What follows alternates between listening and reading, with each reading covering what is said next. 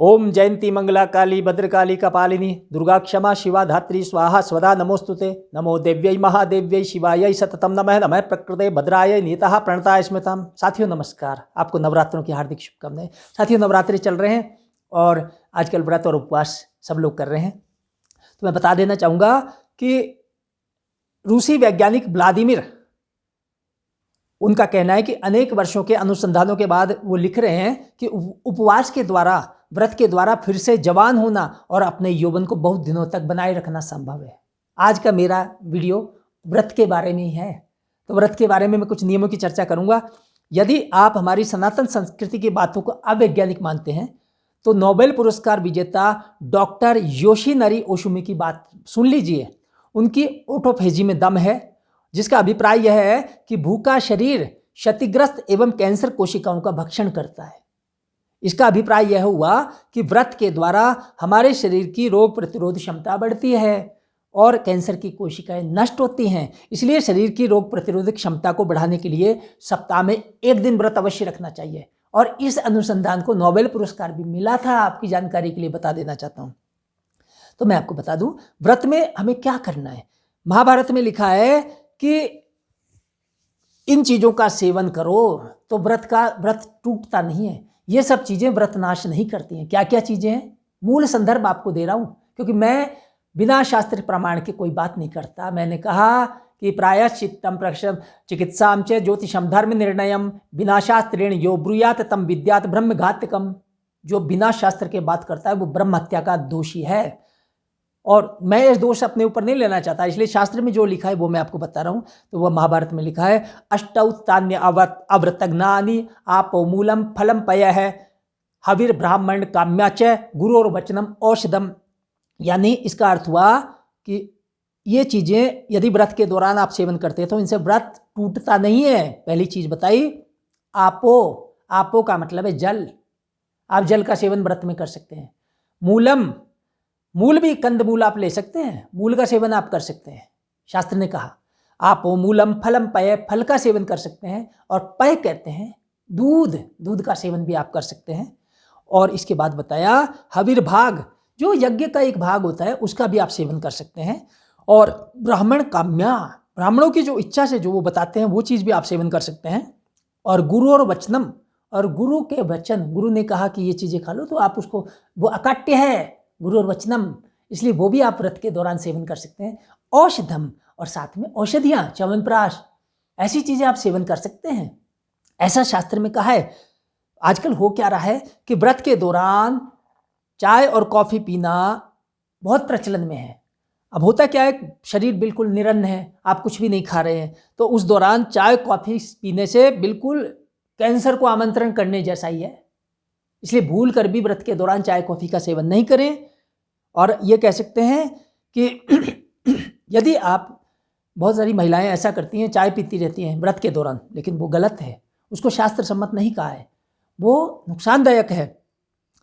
और दिन भर जो चाय पीती हैं महिलाएं इस व्रत के दौरान, तो चाय पीने से बहुत सारी हानियाँ होती हैं। उनमें मोटापा, ब्लड प्रेशर बढ़ना, कोलेस्ट्रॉल होना, यूरिक एसिड बढ़ना, ऐसी ऐसी शिकायतें पैदा होती हैं। इसलिए व्रत के दौरान भूल कर भी चाय कॉफ़ी का सेवन नहीं करना चाहिए।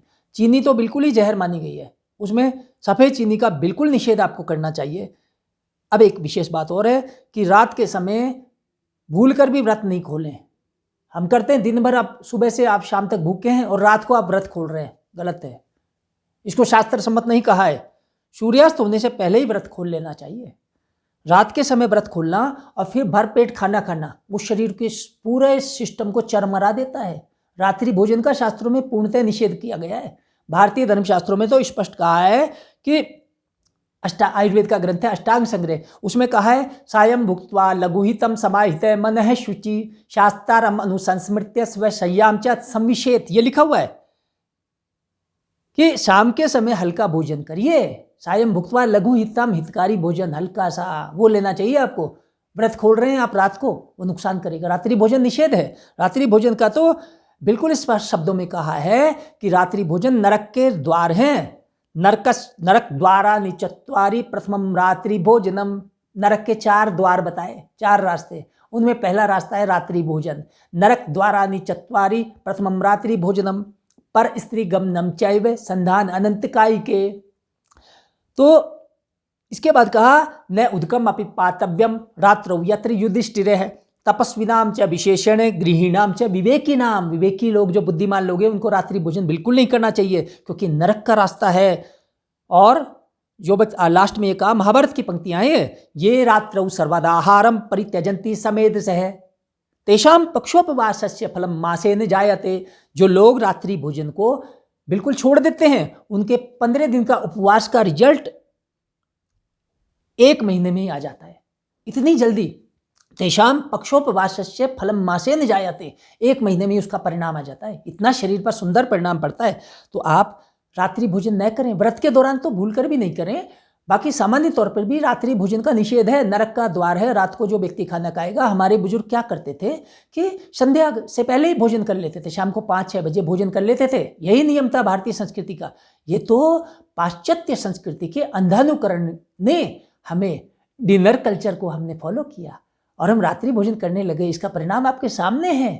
आज सब बीमार हैं, आज पूर्ण स्वस्थ लोग उंगलियों पर गिने जा सकते हैं और बीमारियां द्रौपदी के चीर की भांति बढ़ती जा रही है। इसलिए मैं बार बार ये कहता हूं कि नरक द्वाराणि चत्वारि पत्वम रात्रि भोजनम, नरक के द्वार है पर स्त्री गमनम चैव संधान अनंत कायिके। संधान कहते हैं रात के टाइम अचार मुरब्बे का सेवन नहीं करें, और अनंत कायिक कहते हैं जमीकंद, रात को भूल कर भी जमीकंद भी नहीं करना, सेवन करना चाहिए। तो इतनी रहस्य की बातें, रात्रि भोजन की निंदा की गई है। जब रात्रि भोजन से क्या होता है, अग्नि मंद हो जाती है, उसके कारण मोटापा, ब्लड प्रेशर, हाइपरटेंशन, डायबिटीज, मधुमेह, ऐसे रोग और किडनियां फेल, कोलेस्ट्रॉल बढ़ना, यूरिक एसिड बढ़ना, ये सब एक ही कारण है। जीवन शैली के जो रोग हैं इसके पीछे एक ही कारण है, क्या?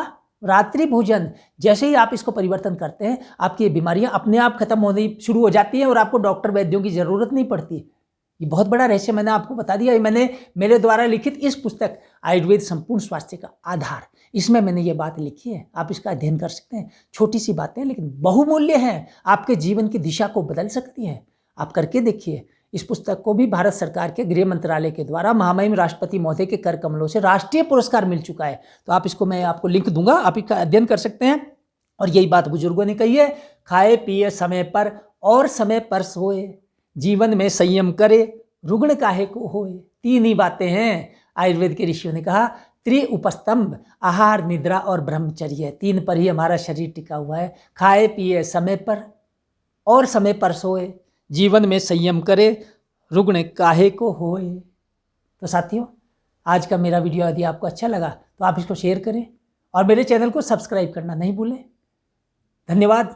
जय धन्वंतरी, जय माता दी, जय आयुर्वेद।